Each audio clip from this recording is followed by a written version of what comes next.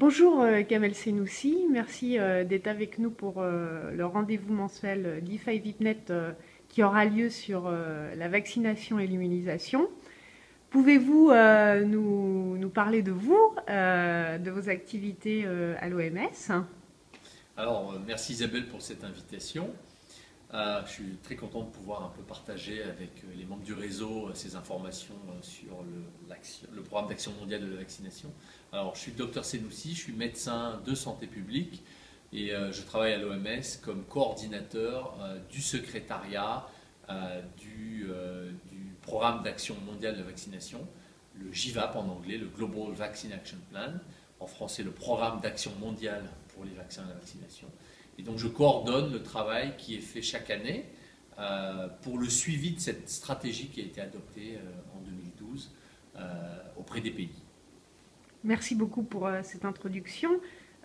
Justement, qu'est-ce que c'est que ce programme GIVAP?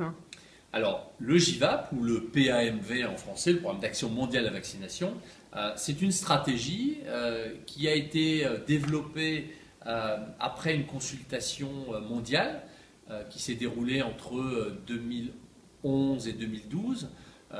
Une consultation pendant laquelle à peu près 2000 personnes, institutions, gouvernements, organisations non gouvernementales ont été consultées et ont pu apporter leur point de vue sur ce que devait être ce qu'on appelle la décennie des vaccins, la décennie entre 2010 et 2020, sur ce que devaient apporter les vaccins à la population mondiale et sur les objectifs que toutes ces personnes et institutions considéraient comme importants.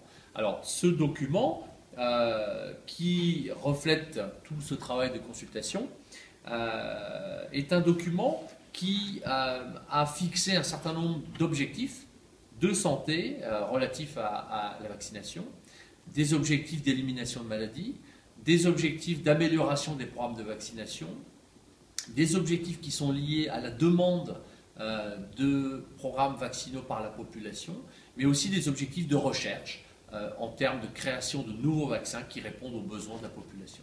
Alors cette stratégie a été adoptée à l'Assemblée mondiale en 2012 par tous les pays du monde, les 194 pays ont adopté cette stratégie comme leur stratégie pour la décennie des vaccins. Et donc un certain nombre de régions ont ensuite développé un équivalent régional à cette stratégie globale. Donc il existe maintenant dans à peu près 4 régions dans le monde, donc des régions assez grosses, la région Afrique, la région Europe, la région Asie du Sud-Est, la région Amérique, qui ont adopté un équivalent de ce plan au niveau régional, parce qu'ils ont aussi inclus des objectifs qui sont plus spécifiques aux maladies et à leur population. Voilà en gros ce qu'est le plan d'action mondiale de la vaccination. Merci beaucoup. Est-ce qu'on pourrait évaluer déjà l'impact de cette initiative? Alors, cette stratégie, quand elle a été adoptée par les pays en 2012, elle a été associée à une démarche d'évaluation annuelle du progrès qui est fait pour atteindre les objectifs de cette stratégie. Donc, par exemple, il y a un certain nombre d'objectifs qui ont été fixés pour la fin de la décennie, pour 2020, et puis des objectifs intermédiaires qui ont été fixés pour 2015. Et donc, ces objectifs intermédiaires, notamment dans l'élimination des maladies, sont évalués chaque année. Donc, chaque année, l'OMS utilise un groupe d'experts indépendants qui s'appelle le SAGE, le groupe stratégique consultatif d'expertise sur la vaccination, en anglais le Strategic Advisory Group of Experts, qui chaque année revoit le progrès qui est réalisé par tous les pays du monde et voit ainsi si nous sommes en voie d'atteindre des objectifs qui ont été fixés, et si nous ne sommes pas en voie de les atteindre, ce groupe a émis un certain nombre de recommandations pour s'assurer que les pays et les partenaires s'associent et travaillent ensemble pour atteindre ces objectifs. Merci beaucoup. Donc, là, par rapport au rapport d'évaluation que vous venez de mentionner, On a vu qu'il y avait eu certains échecs, notamment au niveau de la procédure de routine de la vaccination, qui a eu d'ailleurs, qui a été un objet lors de la santé, de la semaine en fait, sur l'immunisation à l'OMS. Et à votre avis, pourquoi ça a été en fait un échec? Alors, peut-être pour revenir tout d'abord sur cette évaluation qui est réalisée chaque année. Donc, ce groupe d'experts indépendants qui revoit toutes les données relatives à la vaccination a, l'année dernière, en 2014, en fin 2014, a publié ce rapport qui est disponible sur le site de l'OMS, qui est un rapport en fait d'évaluation du progrès, comme je l'indiquais un peu plus tôt. Et dans leur rapport, les experts ont insisté sur le fait que malheureusement, pour 5 des 6 objectifs majeurs de la stratégie du plan d'action mondiale de la vaccination, donc pour 5 objectifs majeurs, nous ne sommes pas en voie d'atteindre ces objectifs. Et notamment dans ces 5 objectifs pour lesquels nous ne sommes pas sur le bon chemin, entre guillemets, il y a la couverture vaccinale de routine, les vaccins de routine, la diphtérie, le tétanos, coqueluche. Il y a aussi le fait que pour les objectifs d'élimination de maladies, nous n'allons malheureusement probablement pas atteindre les objectifs intermédiaires pour 2004-2015. Par exemple, il y avait pour le tétanos maternel et néonatal un objectif d'élimination d'ici fin 2015. Pour la rougeole, il faudrait atteindre en 2015, fin 2015, l'élimination dans au moins 3 régions. Même chose pour la rubéole.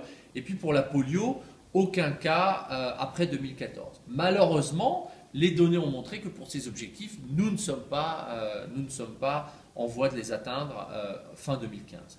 Donc si, pour répondre à votre question plus spécifique sur la vaccination de routine, donc diphtérie, tétanos, coqueluche, les experts ont noté qu'un certain nombre de pays n'atteignent pas l'objectif de couverture nationale qui est de 90%, qui est un objectif qui a été atteint par un certain nombre de pays, mais malheureusement, il reste un nombre important de pays qui n'ont pas atteint cet objectif. Alors, le groupe a insisté sur le fait qu'il y a un nombre de pays malheureusement trop important. Il y a à peu près 34 pays qui ont un taux de couverture nationale pour la 3e dose de diphtérie, tétanos, coqueluche.